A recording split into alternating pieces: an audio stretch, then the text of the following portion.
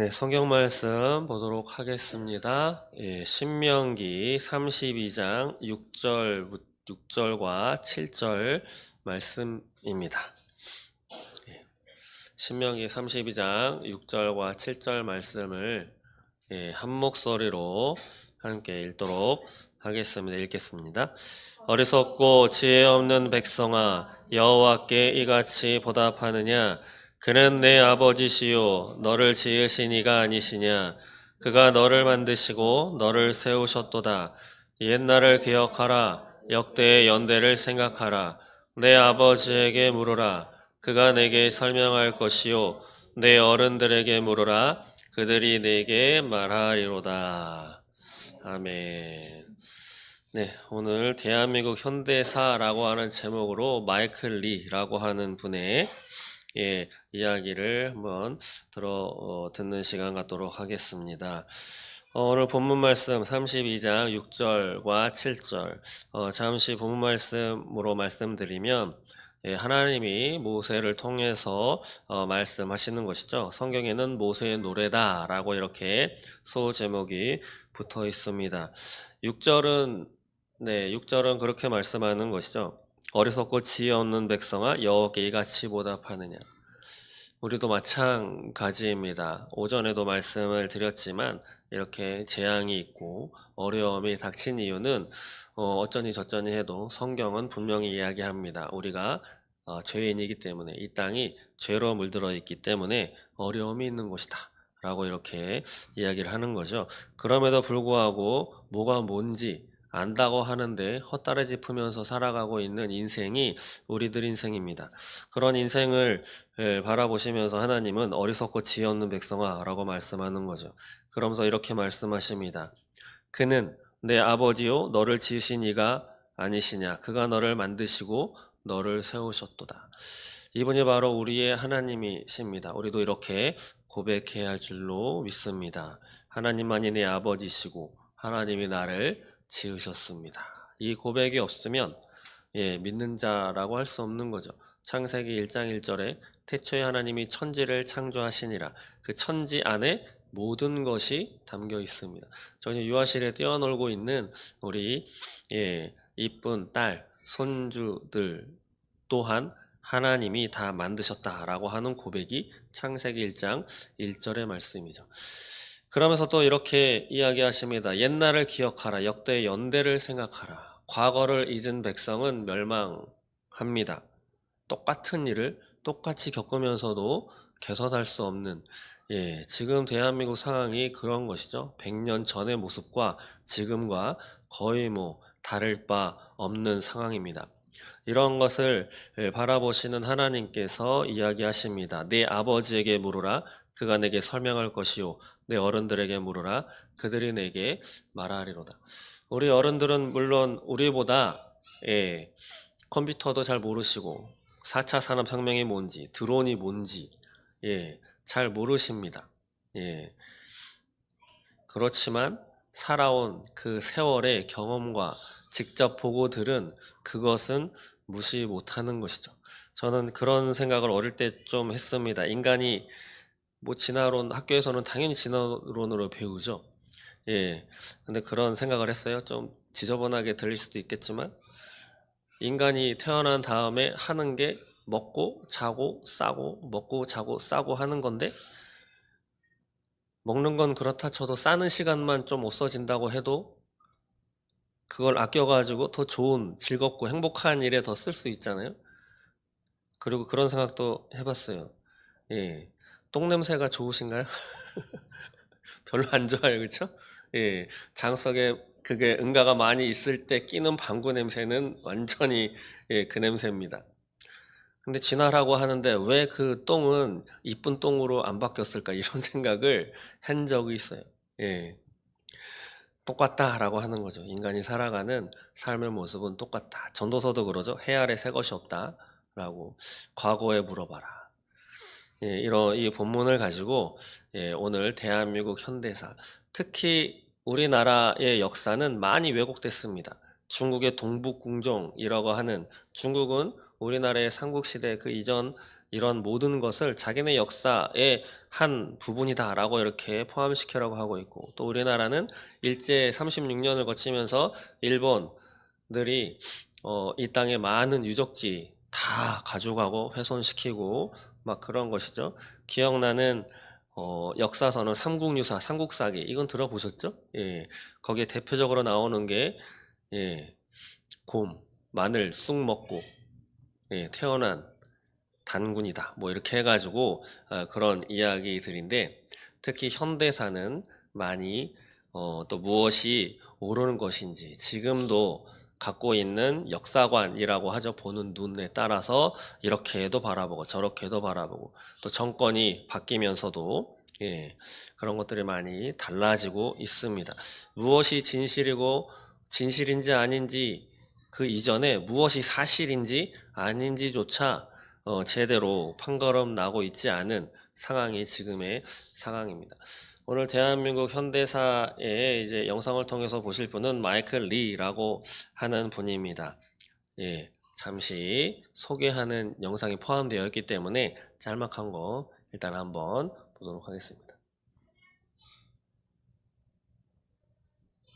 시청자 여러분 안녕하십니까? TV조선 뉴스원 시작합니다. 오늘 뉴스원은 전직 CIA 요원이 밝히는 숨겨진 북한 김씨 왕조의 실체 집중 보도하겠습니다. 북한 전문가 마이클 리는 미국 중앙정보국 CIA에서 24년 동안 북한 문제를 분석했습니다.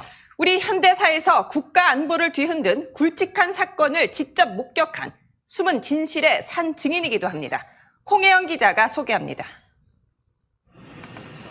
1933년 충청남도 부여에서 태어난 마이클 리는 1958년부터 한국에 주둔 중이던 미 502 정보군사단 근무를 시작으로 미 연방정부의 정보기관에서 일하며 주로 북한 관련 정보를 분석하는 업무를 담당했습니다. 1961년 북한 김일성이 박정희 전 대통령을 만나라며 급파한 거물간첩 황태성을 신문했고, 1971년 인천 실미도에 있던 684 부대원 24명이 무기를 들고 집단 탈영한 이른바 실미도 사건도 직접 조사했습니다. 특히 70년대 중반부터는 미국 중앙정보국 CIA에서 북한 전문가로 활동하면서 현대사의 굵직굵직한 사건을 파헤쳤습니다. 리 전 요원은 황장엽 전 북한 노동당 비서와 칼기 폭파범 김현희, 납북 후 탈출한 신상옥, 최은희 부부도 직접 만나 조사했다고 밝혔습니다. 미 CIA에서 정년 퇴직한 리 전 요원은 CIA에서 사전 승인한 정보들만 모아 책으로 낼 예정입니다. TV조선 홍혜영입니다.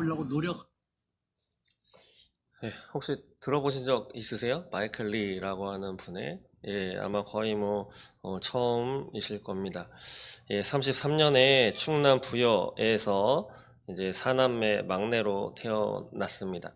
되게 똑똑한 사람이었어요. 중학교 다 수석으로 저기 됐었는데, 학교 갈 형편이 안 된다고 했을 때 다행히 담임 선생님을 잘 만나가지고 담임 선생님이 사표까지 써가면서 이 아이 장학금 좀 대주자라고 해서 그렇게 들어갔습니다.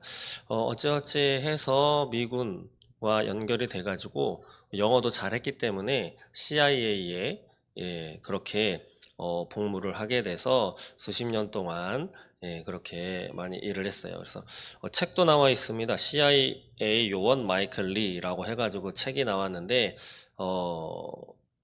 그렇다 하더라고요. CIA 요원들은 뭔가 책을 내거나 할 때 CIA에다가 다 검사를 받는데요. 그러면서 CIA의 요원으로서 활동한 그것들은 다 삭제를 해야 돼서 자기가 실제로 어떻게 행했다라고 하는 것은 나와 있지 않다라고 이렇게 설명하는 것도 보았는데, 이분이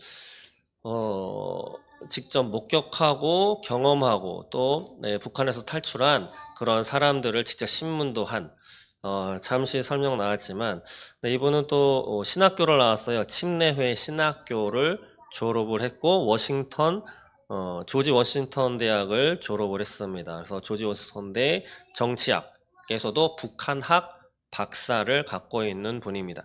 여러 가지 김신조도 직접 신문을 했던 사람이고, 그 TV 어떤 푸대도 나왔더라고요. 김신조를 어떻게 신문했는지 예, 이것에 대해서 또 이야기를 하는 그 신상옥 최은희 부부에 대해서 또 장성택 죽었잖아요. 예, 장성택이 죽은 것에 대해서도 또 황장엽이 망명한 뭐 이런 사건들이라든지 이런 것에 대해서 직접 많이 겪었습니다. 지금은 아마 90세가 넘으셨을 거예요. 이분이 우리나라의 현대사, 예, 아주 좀 민감한 부분이기도 하죠. 4.3 사건이라든가, 그 다음에 특히 이제 5.18. 그거 아시나요? 5.18은 지금, 처음에는 폭동이었다가 지금은 민주화 운동으로 되어 있죠. 근데 5.18 민주화 운동에 이제, 유공자로 이제 선정이 돼가지고, 연금도 받고 뭐 이렇게 지내는데 그 유공자 명단도 잘 공개하지 않는다고 합니다. 그리고 지금은 어떤 법이 발효가 돼가지고 5.18 그 민주화 운동에 대해서 뭐라고 왈가왈부할 수도 없도록 사실 만들어서 지금 법이 시행 중입니다.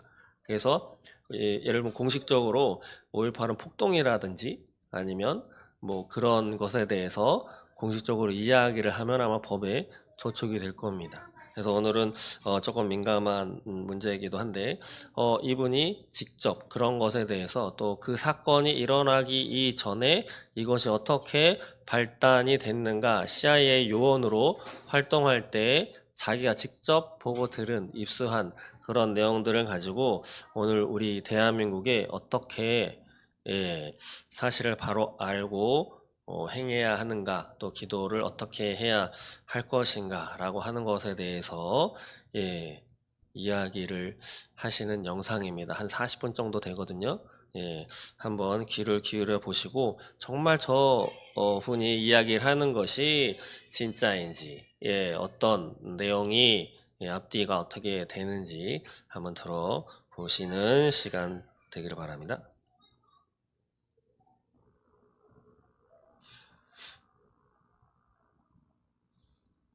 광주 5.18 문제를 중심으로 하는 역사적인 배경을 오늘 말씀드리겠습니다. 우리가 미국에서 살지만은 영어에 새로운 단어가 하나 생겼습니다. 영어에 R-I-N-O,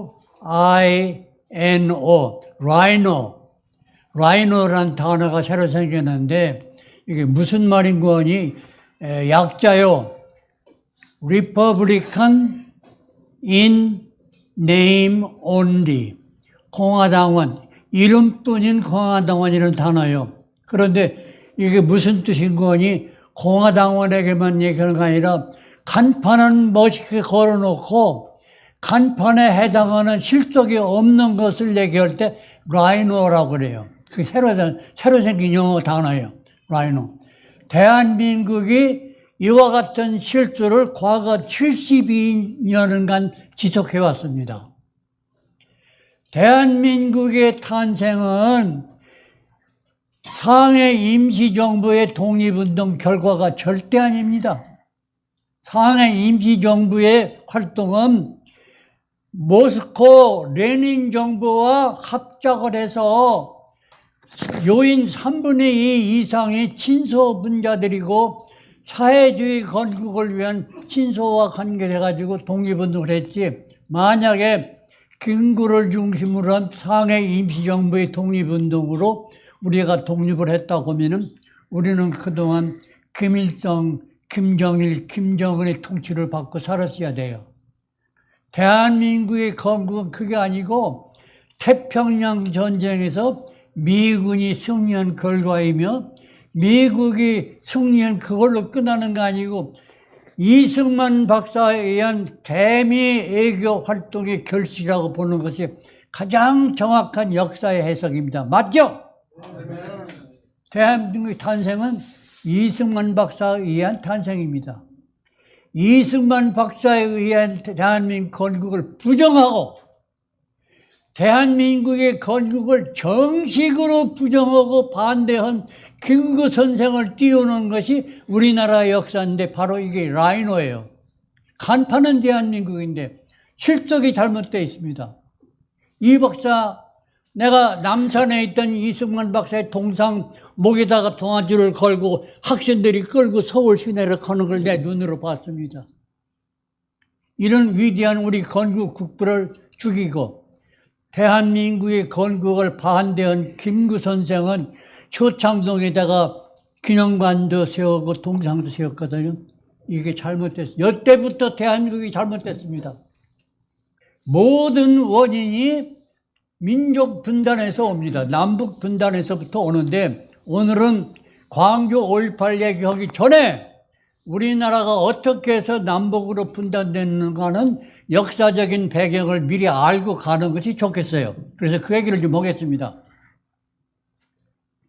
태평양 전쟁에서 미군이 37만 명이 전사를 합니다. 37만 명이 태평양 전쟁에서. 너무 시달리는 거예요. 미국이 견딜 수 없을 정도로 시달리는 거예요. 그래서 루스벨트 대통령이 1945년 2월 12일 얄타 회담을 열어가지고 소련 측에다가 우리 너무 힘들으니까 소련도 일본에 대일 선전포고를 해 주시오. 같이 싸웁시다. 연합군으로 참여해 주시오. 그러니까 스탈린이 눈 하나 깜짝 않고 반대를 했습니다. 반대를 했는데 45년 8월 6일, 8월 8일 두 차례에 걸쳐서 나가사키 히로시마에 원자폭탄이 떨어지니까 일본이 항복할 기미가 거의 확실히 눈에 보이거든.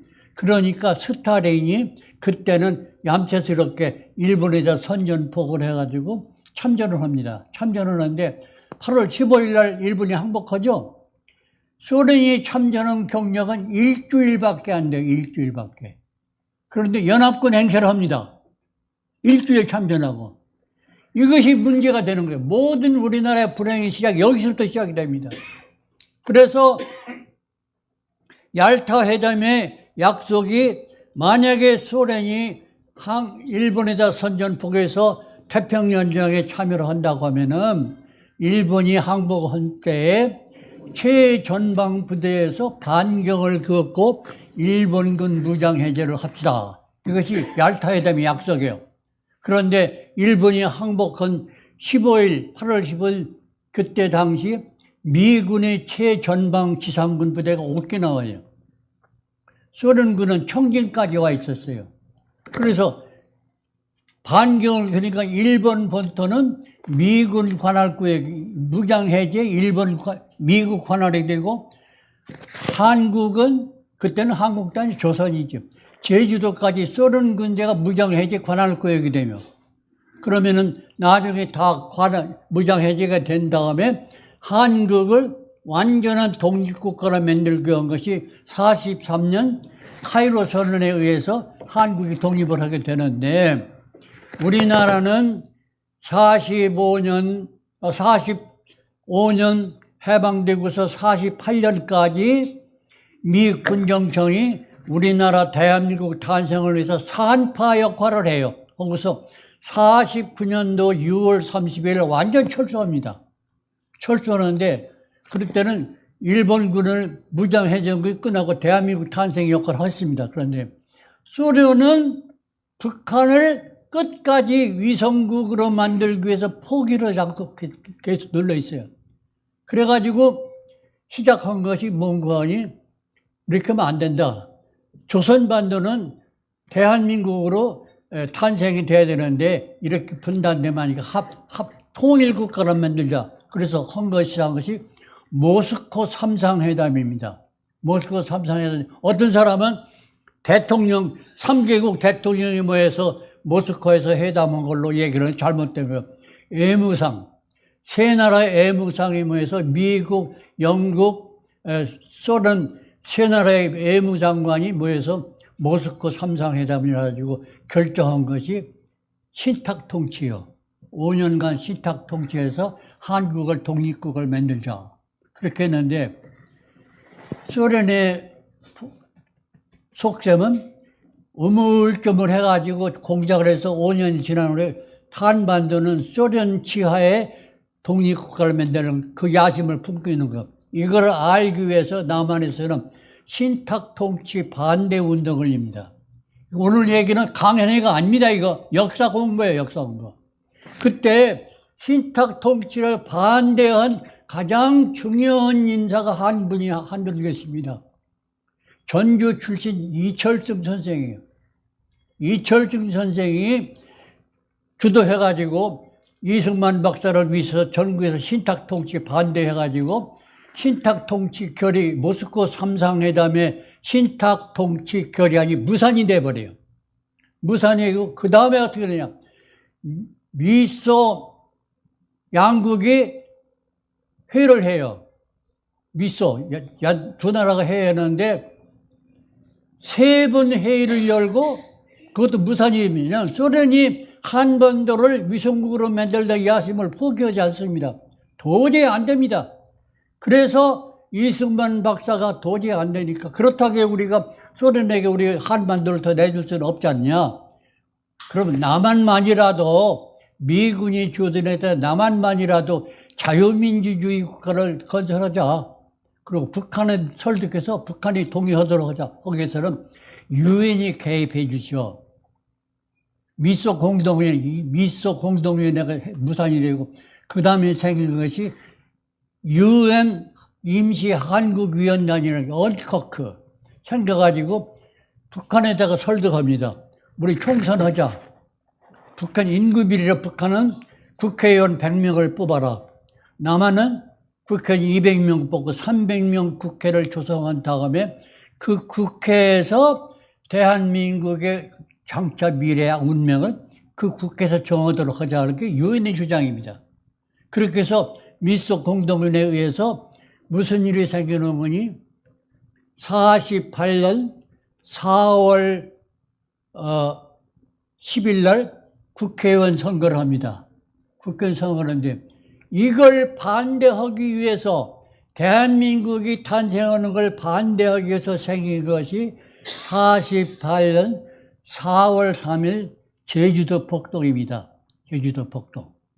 제주도 폭동은 대한민국이 탄생을 반대하기 위해서 생긴 제주도 폭동인데, 군인과 경찰 병력 가족들을 다 때려 죽이고 집에다 불질르고 그게 폭동을 치렀는데, 우리나라의 국치일입니다. 48년 4월 3일 제주도 폭동은 우리나라의 기념을 할 만한 날이 아니고 국치일인데, 우리나라 역대 정부가 제주도 4.3 폭동을 국경일로 정해가지고 난리를 치고 있습니다. 이게 라이노예요, 라이노. 간판난 대한민국이고 실속을 모르는 국민이 우리 국민들. 윤석열 대통령이 당선된 후에 한동훈이를 법무장관을 임명하고, 한동훈이가 법무장관이 된 다음에 3개월 후에 윤석열하고 한동훈이 합의해가지고 제주도 4.3 폭동의 폭도들 유가족 한 사람당 9천만 원씩 보상금을 줬습니다. 대한민국 정부가 아닙니다. 이런 역사를 국민이 모르고 있어요. 대한민국이 라이노야, 라이노. 이런만 대한민국 간판만, 대한민국다운 대한민국 역사를 지대로 하지 못해. 그것뿐입니까?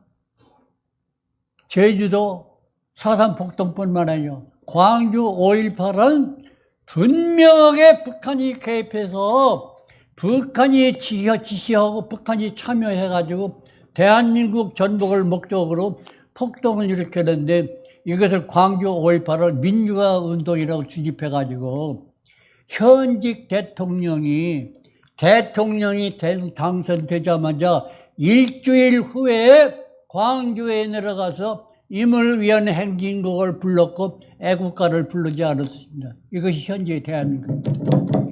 정신들. 얼마 전에 5월 18일, 지금이 6월 1일이죠.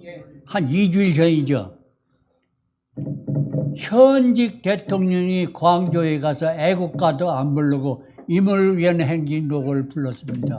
정부 요인들 끌고 가서. 이것이 대한민국입니다. 말도 안 돼. 진짜 말도 안 돼. 이것이 라이너예요. 그런데 다행한 일은 우리나라는 많은 사람들이 이야기를 우리나라는 완전히 90% 이상 공산화가 다 돼 있다. 나머지 10%는 김정은이가 서울에 와서 인공기를 부르고 흔드는 것만 나왔다. 이렇게 얘기를 하는데 그럼에도 불구하고 대한민국이 건재하는 이유가 있습니다. 빨갱이들이 좌파 세력이, 종북 세력이, 반미 세력이 아무리 설치고 설쳐도 넘을 수 없는 두 개의 높은 담이 있습니다. 그게 한미동맹이에요. 두 번째는 주한미군입니다. 그 담은 빨갱이들이 넘을 수가 없습니다. 그 바람에 아직까지도 대한민국이 그 무서운 죄를 지었음에도 불구하고 아직까지 건재합니다. 그런데 우리는 다행한 일이 또 생겼어요. 금년 초에 한국에서 건국전쟁이라는 영화가 나왔죠. 건국전쟁 덕분에 이승만 박사의 위대한 건국업적을 깨닫기 시작했어요. 두 번째, 스카이데일리라는 신문에서 5.18 특집을 냈습니다. 5.18 특집을 냈는데 여기 32편의 논문이 실리고 내 글이 4편이 실었는데 이 특집의 결론이 내 논문이에요. 그런데 이것이 두 번째 횃불 역할을 하겠습니다. 한국에서. 많은 사람들이 이 신문을 읽고 각성이 일어나고 있어요. 그런데 지금 5.18에 관한 얘기를 지금 하겠습니다. 나는 79년도에 비엔나에서 근무했습니다. 오스트리아가 아니고 오스트리아 비엔나에서 근무할 때에 내가 무슨 정보를 입수하는 거니? 북한에서 17공수여단이 맹훈련을 하는데 왜 하느냐? 그 정보가 뭐라는 거니? 80년도 상반기에 남조선 해방을 위한 대사변이 일어나는데 그걸 위해서 훈련하겠다. 그러니까 내가 워싱턴에 보고합니다. 5.18에 관련된 모든 역사의 시작을 최초부터 발을 담근 사람이 나요. 워싱턴에 보고했습니다. 주시를 합니다. 북한이 무슨 짓을 하는지. 그런데 80년 정월 달에 북한의 대남 사업 총책임자라는 사람이 김중리라는 사람이 있는데 노동당의 대남 담당 총책이 김중리 남한에 나가 있는 고정간첩과 모든 좌파 세력 김대중 세력에게 지령이 내려갑니다. 금년도 상반기에 남조선 해방을 한다. 모든 우리 지하 혁명 역량이 주도해라. 그러나 표방은 민중봉기, 민주화를 위한 민중봉기라는 간판만 걸고 실속은 우리가 주도를 해라 한 것이 김중리 의원이. 내가 그걸 정보를 받자마자 그것도 워싱턴에 보고합니다. 그래가지고 시작이 됐는데 원래 계획은 서울, 마산, 광주 세 군데서 동시다발로 민중봉기를 하도록 되어 있어요. 하도록 되어 있는데 잠깐 무슨 이유인지 서울과 마산에서는 일어나냐, 광주에서 5.18이 일어났습니다. 났는데 북한이 지령을 했고 북한이 개입을 했고 북한이 병력에 왔던 걸 명명백백한 사실이에요. 100%, 200%, 300% 명명백한 증거가 있는데 한국 정부는 그 증거를 다 추려서 땅에 묻어버리고 광주 5.18을 민주화로 등갑을 합니다. 이게 우리나라가 지금까지 지은 죄예요. 정신을 바짝 차려야 돼. 그래가지고서 그런데 내가 논문에도 쓰고 신문에도 기사를 여러 번 쓰지만은 내가 제시합니다. 광주 5.18에 관한 북한 개입의 세 가지를 줄여서 얘기하겠다. 세 가지를. 많은 탈북자들이 증언을 했다.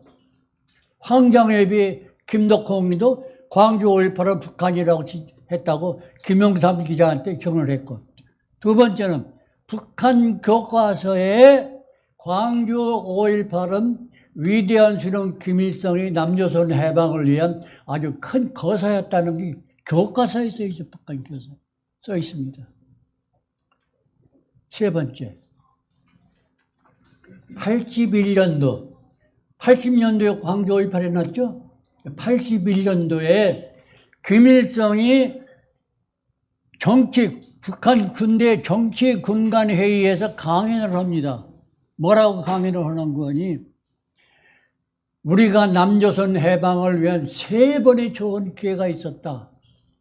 첫째는 6.25 사변인데 우리가 실패했다. 유엔이 개입했기 때문에 실패했다. 두 번째, 4.19 혁명 때 우리가 남조선 해방할 수 있는데 그것도 잘못해서 실패했다. 세 번째, 광주 5.18인데 광주 5.18도 실패했는데 제일 아까운 것이 광주다. 제일 아까운 것이 광주 5.18이었다. 실패의 원인이 두 가지다. 우리 준비가 미비했고, 두 번째는 광주 시민들이 우리가 예상했던 만큼 동조하지 않았다. 이것이 원인입니다. 그냥 내가 논문에 다 써서 있고요. 책에도 써 있어요. 이 신문에도 나오면 그 얘기가. 그래서 북한이 개입한 것은 명명백백한 사실인데 대한민국 정부가 그걸 인정하지 않고 민주화 운동으로 둔갑을 시킵니다. 그 얘기 좀 해야 되겠어요. 자, 이거 역사 공부예요. 아주 내가 꾸며낸 얘기가 아니고 확실한 역사예요. 잘 들어요. 81년도에 대법원 판결이 광주는 분명한 북한 개입으로 대한민국을 전복하기 위한 무장폭동이라고 판결을 내렸고, 그 배후 세력이 김대중이기 때문에 김대중은 사형 언도를 받고 감옥에 들어가서 사형 집행을 대기하는 상태죠. 그런 상태인데 잘했어요. 그때 우리나라 대법원은 우리가 만세를 불러도 돼요. 아주 잘 처리했습니다. 분명합니다. 북한이 개입한 작전이. 김대중은 사형 언도를 받았고. 거기까지는 좋아요. 그 당시에 우리나라는 노태우 대통령이 국회의원 선거에서 125석밖에 차지를 못해서 과반수 의석이 안 되기 때문에 내 기반이 너무 약하다 해서 한 것이 3당 합당이죠.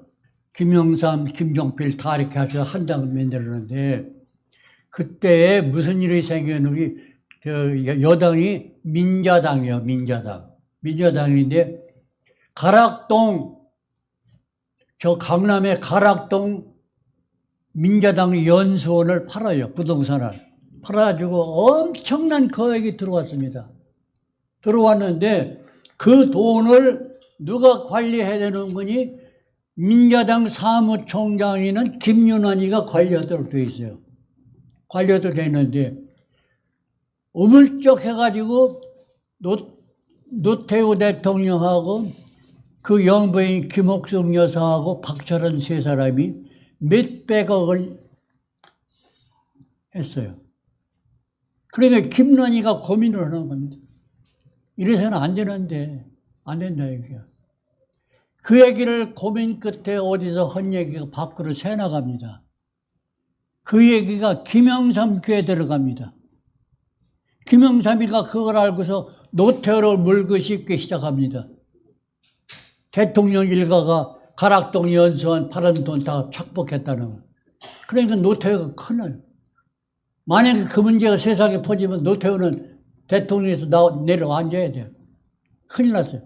그러니까 노태우가 김영삼의 입을 막기 위해서 무슨 짓을 하는 거니? 3천억 원의 정치 자금을 김영삼에게 주고 차기 대통령 후보자가 노태우 머릿속에는 박태준이, 포항제철의 박태준이 있죠. 박태준이하고 김윤환이 두 사람 중에 누가 좋을까 할 때인데 그거 다 취소해버리고 대통령 바톤이 김영삼한테 갑니다.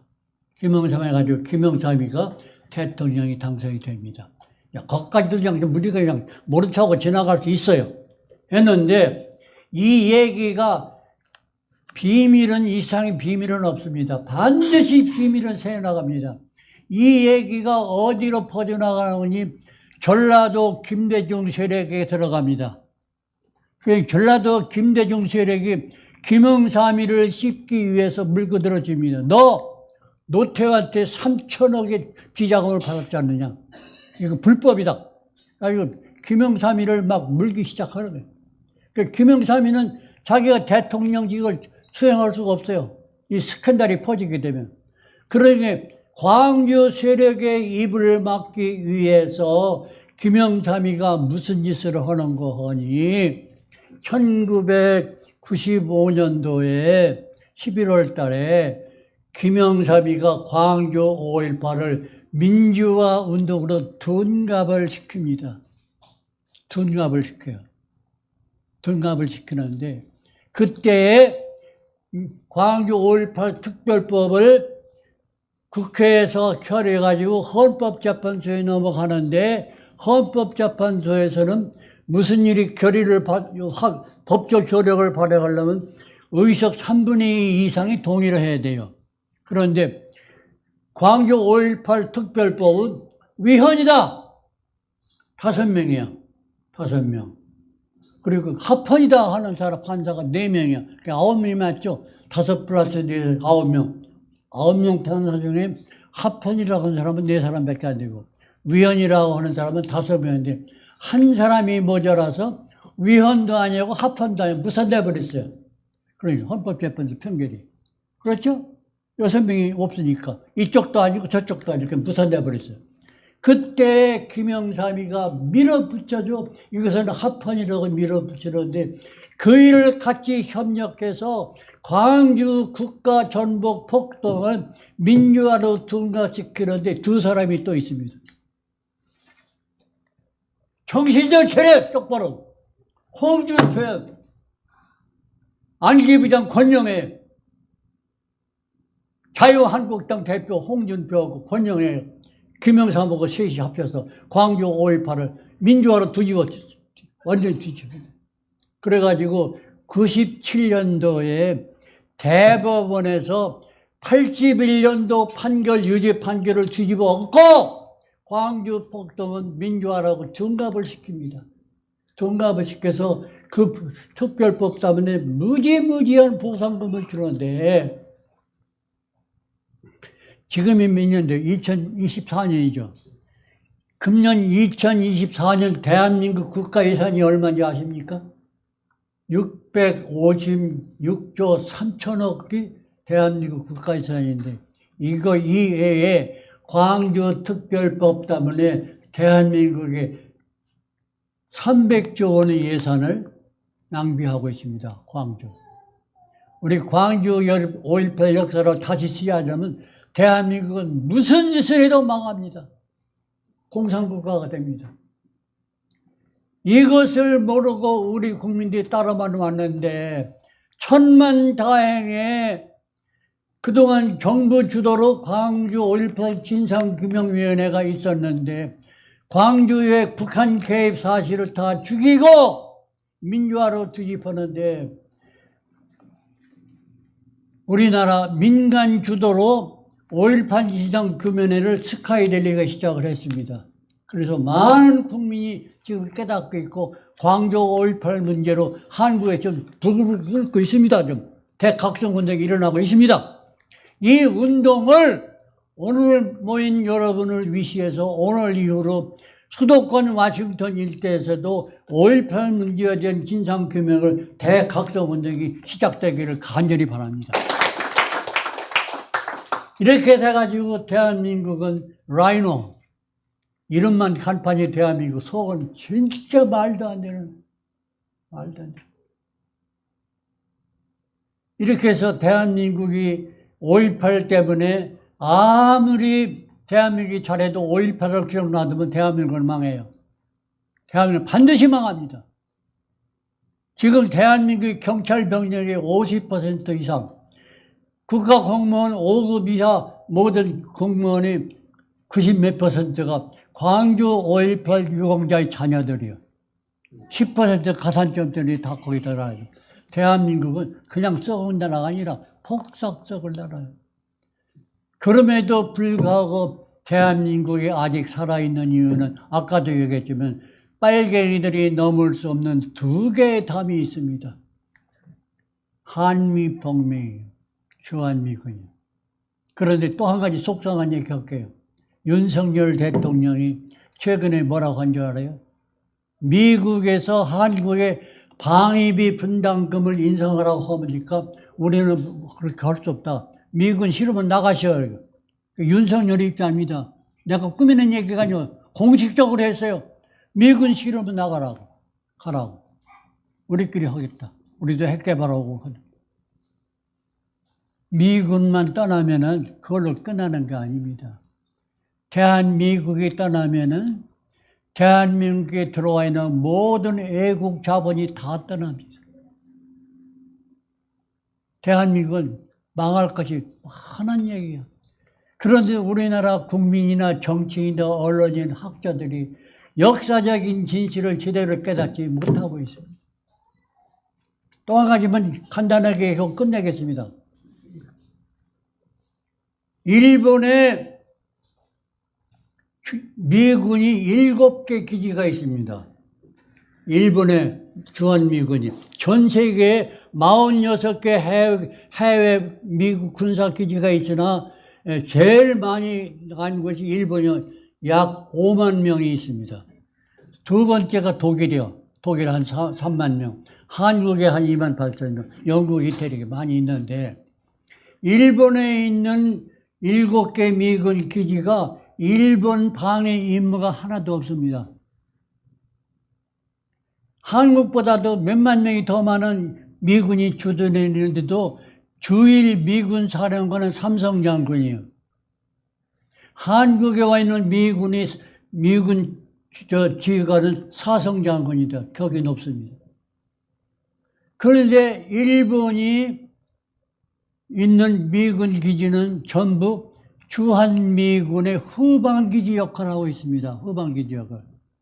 그러니까 아베 수상이 속이 상한 거예요. 이게 말이 됩니까?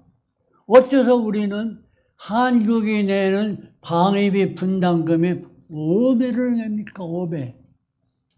우리를 좀 깎든지 아니면 한국도 좀 올리든지 해주시오 하고 박근혜 대통령한테 얘기를 합니다. 트럼프 대통령이. 재임이지. 그러니까 그 당시에 한국의 언론에서 미국이다 삿대질하고 어떻게 동맹국인데 그렇게 할 수 있는 너들이 필요해서 한국하고 동맹이 맺었는데 지금 또 한 가지 내가 생각이 나는 걸 얘기해. 1953년 한미 상호 방위 조약이 체결될 때는 이승만 박사하고 아이젠하워 대통령 사이에서 체결이 되는데 그때는 한국이 살기 위해서 한국이 미국을 끌어안는 동맹입니다. 알겠어요? 우리나라는 지정학적으로 지구상에서 가장 불리한 위치에 있습니다. 옆에 소련, 중국이 있고 머리 꼭대기에 소련이 있고 동쪽에 일본이 있어가지고 몇천 년 동안 지긋지긋하게 시달리며 살아왔습니다. 지긋지긋하게 시달려요. 우리가 살아남으려면 천상 미국을 끌어안지 않고는 살아남을 수 없어요. 그리고 미국이 필요해서 끌어안은 것이 53년도의 한미 상호 방위 조약입니다. 지금 2024년 오늘 현재는 한미 동맹은 한국이 필요해서 한국을 끌어안는 동맹입니다. 박수 쳐! 한국이 필요해서 한국을 끌어안는 동맹이에요. 그러면 왜 그러냐? 미국이 신경을 써야 하는 나라가 4나라가 있습니다. 남미도 신경 안 써요. 아프리카도 신경 안 써요. 유럽도 잘 살고 자기들 잘 있어요. 러시아, 일본, 중국, 이란 4나라가 미국이 계속 신경을 써야 하는 나라들인데 이 포텐셜 애드버서리 한복판에 미국의 강력한 교두보가 들어가 있습니다. 지금. 우리나라를 위한 거 아니고 큰 그림으로 보면은 주한미군은 한국만을 이룬 게 아닙니다.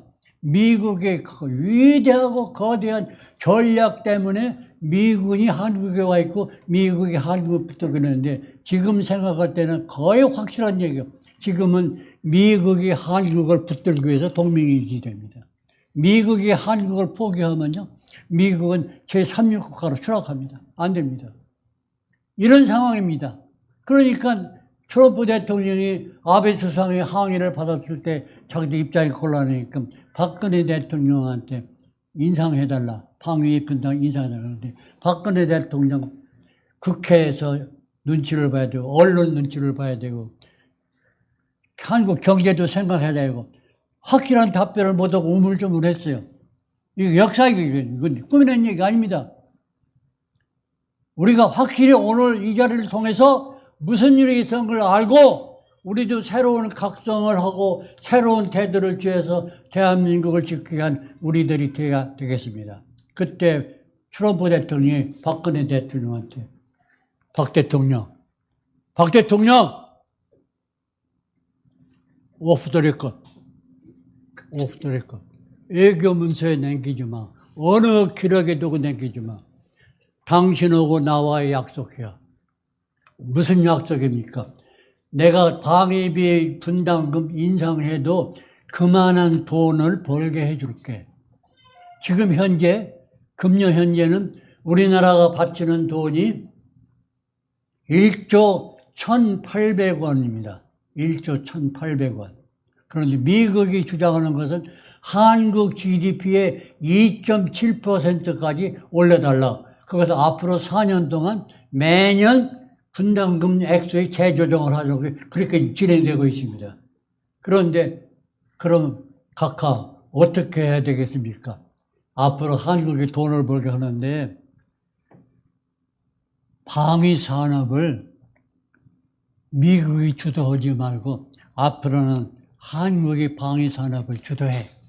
이겁니다. 지금 한국이 방위 산업을 주도하고 있습니다.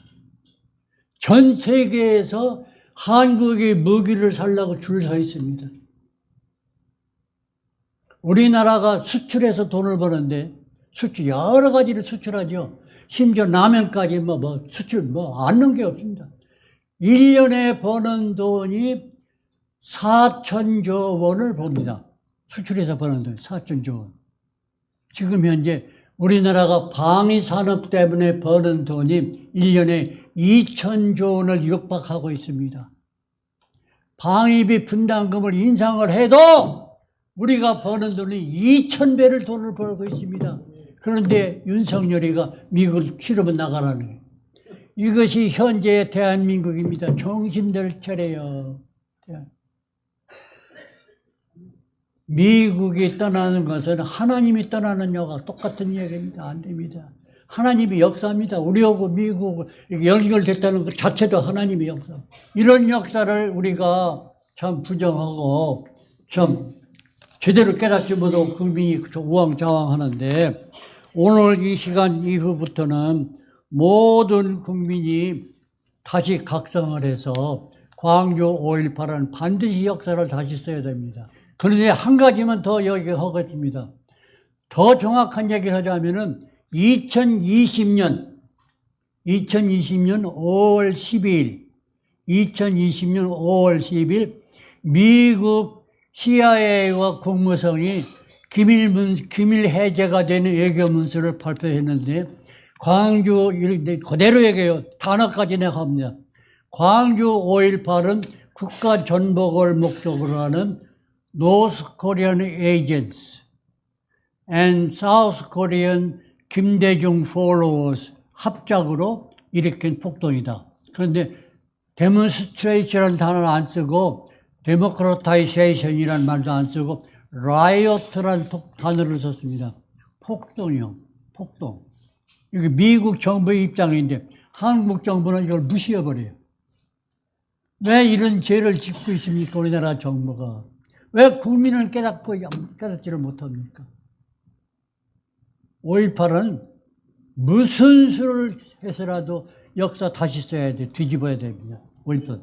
앞으로 워싱턴 일대, LA, 뉴욕, 아틀란타, 시애틀, 어디고 모든 우리 교포사에서는 5.18 문제로 다시 각성을 해서 뒤집는 역사를 해야 됩니다.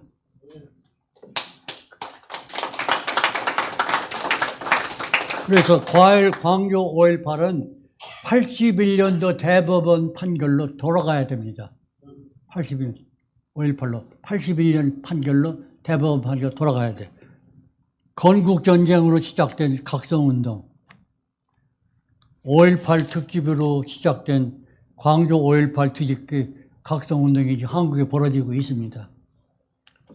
여기 우리 워싱턴, 수도권 워싱턴에 있는 우리 애국동지들이 오늘 모였는데 우리도 앞으로 줄기차게 광주 5.18에 관한 얘기를 우리가 각성을 해서 뒤집어야 됩니다. 뒤집고. 얼마 전에 워싱턴 어느 신문이, 무슨 신문이야? 광주 5.18을 헌법 전문에 넣자고 하는 사람이 두 사람이 있었죠. 한 사람은 전직 한인회 회장이고 한 사람은 어느 장로회 신문에다가 냈어요. 광주 5.18 헌법 전문에 넣자고. 이런 미친 인간들이 어디 있습니까? 여기에 대해서 반박하는 사람 한 사람도 없습니다. 내가 다 댓글에다 썼습니다. 이거 안 될 얘기다. 미친 짓이다. 어떻게 광주 5.18이 민주화냐? 왜 그 헌법이 들어가야 되냐? 이것을 우리가 오늘 깨닫는 기회가 되기를 바랍니다. 그래서 질문이 있습니다, 박사님. 아직까지 저희가 윤석열 대통령을 지지했는데 이 양반을 우리가 규탄해야 됩니까? 그럼 어떻게 됩니까? 윤석열 대통령을 한국은 두 가지로 갈라져 있습니다. 윤석열 대통령은 간판은 우파 대통령인데 실속은 저쪽하고 내통하고 있다. 이런 세력이 많이 크고 있고, 한쪽은 그래도 윤석열 대통령을 우리가 지켜야 되지 않겠느냐. 두 가지가 갈라지는데 거기에 대한 답변을 내가 하고 싶지 않습니다. 여러분이 판단하기를 원합니다. 여러분이. 한 가지만 지적했습니다. 윤석열이가 다 잘한다 할지라도 두 가지는 내가 용서할 수 없는 게 있습니다. 부정선거에 대한 규탄이 한마디도 없습니다. 국민이 그렇게 떠들어도 우리나라 최고의 공무원인 대통령이 부정선거에 대한 자기 입장이 표명이 한 건도 없고 광주 5.18을 헌법 전문에 넣자고는 두 가지 주장은 그 사람이 대통령 아니라 대통령이 더 한 거에도 나는 용서할 수가 없습니다. 우리는 나라를 위해서 눈물을 흘리면서 333의 기도를 합시다. 그러나 하나님은 우리 편이기 때문에 우리 주장이 반드시 승리할 그날이 올 것을 굳게 믿습니다. 다 같이 우리가 그 신념을 가지고 계속 투쟁해 주기를 부탁드립니다. 감사합니다. 잘 보셨나요? 네. 고민을 뭐 좀 많이 했었습니다. 이거를 같이 뭐 보는 건 상관없는데 이게 어쨌든 공식적으로 유튜브도 나가기 때문에 보는 것이 맞을까? 또 민감한 사안도 들어있고 또 윤석열 대통령에 관련된 이야기도 나와 있는데 또 뭐 탄핵이 됐기 때문에 그래서 같이 보는 게 낫겠다 싶어가지고 같이 보았습니다. 어떠신가요? 마음들이 몰랐던 사실들도 참 많이 숨겨져 있는 내용들도 있고 이분이 말씀하시는 게 거짓말인 것 같으신가요? 저는 개인적으로 그렇지는 않은 것 같습니다. 그렇지는 않은 것 같아요. 저 연세에 지금 한 91 정도 되셨을 텐데 되게 정정하시죠? 머리도 두뇌도 되게 명석하셔서 어릴 때 그 당시에는 뭐 국민학교 때였었기 때문에 뭐 1등, 중학교 때도 1등. 그래서 서두에 말씀드린 것처럼 담임 선생님이 공부 그만해라라고 했었대요. 집에서는 돈이 없으니까. 근데 그때 담임 선생님 잘 만나셔가지고 등록금, 전액 장학금으로 해가지고 해달라. 내가 사표 안 그러면 사표 쓰겠다 뭐 이렇게까지 하셨나봐요.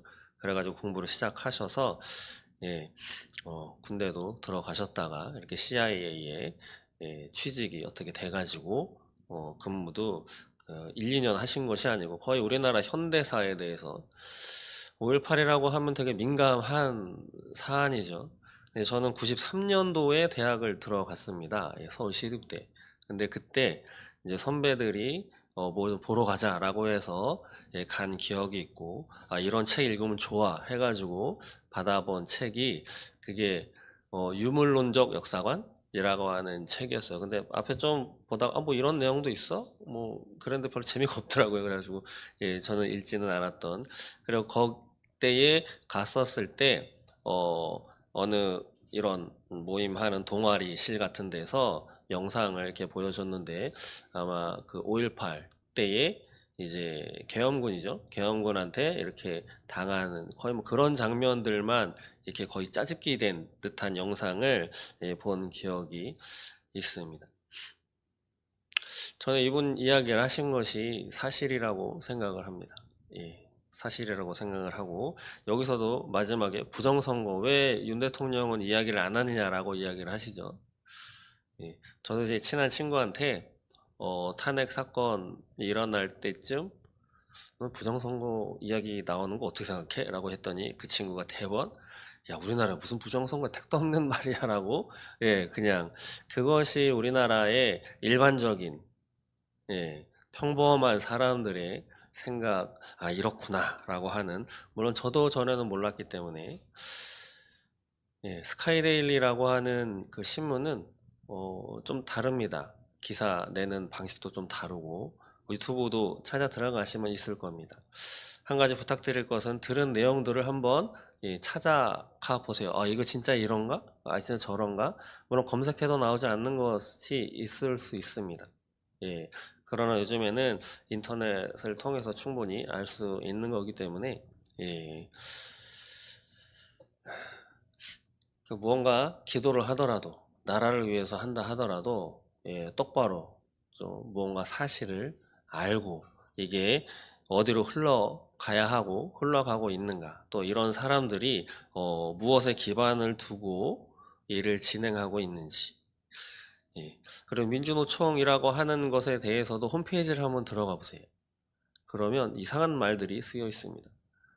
일반적으로 민주노총, 노조, 그러면서 제가 예전에 대학생 때부터 가졌던 생각과 여러 가지를 종합해 볼 때, 삼성은 노조가 뭐 지금은 있는지 모르겠는데 삼성은 노조가 없다. 근데 노조는 왜 있느냐? 근로자들을 보호하기 위해서 혼자 대항하기는 힘드니까 단체로 묶어서 대항을 해야 우리들의 노동자, 근로자들의 권익도 지킬 수 있다. 돈 떼어먹지 않고 쉴 수 있는 여건과 아기 나면 육아휴직도 잘 받을 수 있는 그런 것을 회사 사주한테 정당하게 요구할 수 있다. 잘리지 않고. 그런 건데 삼성은 그런 노조를 인정하지 않기 때문에 저기는 거의 뭐 불법 집단이다라고 하는 식으로 이런 인식이 쫙 돼 있는데, 그것을 근로자들의 권익을 위해서 조직된 민주노총이라고 하는 곳의 홈페이지를 한번 들어가 보셔서 거기에 목적과 이런 내용들을 좀 읽어보시면 약간 뉘앙스가 저쪽 위쪽에 있는, 지금은 뭐 그런 말도 쓰지 않지만 북한 괴뢰 집단들이 쓰고 있는 그런 용어들이 약간 살짝 보이는 게 조금 이상한 느낌을 많이 받습니다. 오늘 마이클 리라고 하는 전직 CIA 요원으로 활동하신 분의 이야기를 들으셨는데, 들으신 내용들을 개인적으로라도 한번 좀 다시 한번 살펴보시고, 정말 어떻게 기도하고 이 나라가 지금 상황이 어떤지에 대해서 끝나지 않은 전쟁이 진행되고 있는 이 대한민국, 어떻게 또 화합할 수 있나 과연? 저는 화합할 수 없다고 생각을 합니다. 성경도 분명히 어둠의 세력과 빛의 세력 화합할 수 없다. 손을 끊어라. 이단에 대해서도 그렇죠. 한두 번 권고하고 아니면 떠나라. 그들하고 논쟁하지 말아라 라고 얘기를 합니다. 잘못 논쟁하다가는 너까지 미혹돼 가지고 끌려 들어갈 수 있다라고 하는 위험성인 것이죠. 어쨌든 새로운 내용도 많이 있으실 것이고, 기존에 생각했었던 것과는 좀 다른 내용도 있고, 아니면 생각했었던 것, 의구심을 가지고 있었던 것에 대한 궁금증 같은 것도 좀 많이 풀어졌을 거라 생각을 합니다. 주일날 오후 시간에는 제가 직접 말씀을 드리던지 아니면 이런 영상들을 통해서 우리나라 역사, 우리가 좀 제대로 알아야 될 것들에 대해서 좀 살펴보고 또 그것을 통해서 저는 이것이 좀 교육이라고 생각을 합니다. 이것이 교육이고 어른들도 연세가 많으시다고 그냥 누가 이야기하면 가시지 마시고 생각을 해보시고 그래야 치매도 안 걸리실 거예요. 치매에 걸리지 않기 위해서 화투만 치시잖아요. 근데 이런 내용도 좀 살펴보시면서 가시면 좋겠습니다. 도움이 좀 되셨나요? 영상을 보시는 것이. 제가 영상을 이렇게 올리면 이제 유튜브에다가 그 관련된 링크를 제가 이렇게 해가지고 올려놓습니다. 그래서 원본을 찾아서 들어가실 수 있거든요. 그래서 보시고 또 다른 영상들도 있긴 한데 어쨌든 꼭 들으신 내용들을 기억을 하시고 우리가 배척해야 될 것이 무엇이고 기준을 어디다 둬야 되고 어떤 사람이 말은 번지르르 한데 이야기를 했잖아요. 북한에서 민주화 운동이다라고 겉에는 내세우지만 안에는 우리가 그 남쪽 해방을 위한 것을 해야 된다라고 이렇게 기치를 거는 이런 내용들